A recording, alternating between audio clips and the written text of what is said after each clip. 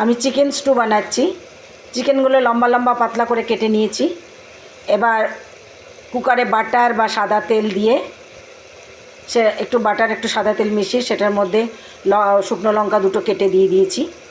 তারপরে আমি পেঁয়াজ কুচো করে দিয়েছি। পেঁয়াজটা একটু একটু অল্প একটু ভাজা হলে তার মধ্যে আদা রসুন কুটে দিয়েছি।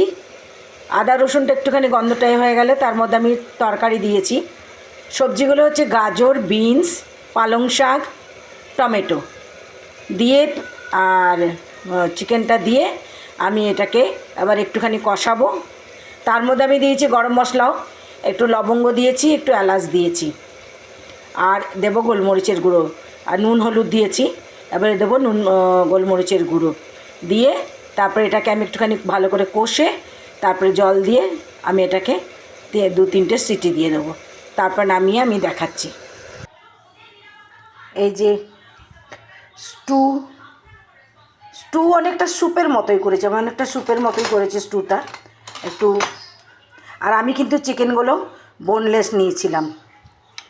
এই যে বোনলেস চিকেন, তার মধ্যে গাজর আছে, বিনস আছে, পালং শাক আছে, আদা রসুন পেঁয়াজ আছে, আছে নুন হলুদ, আছে এলাচ, লবঙ্গ আর গোলমরিচ।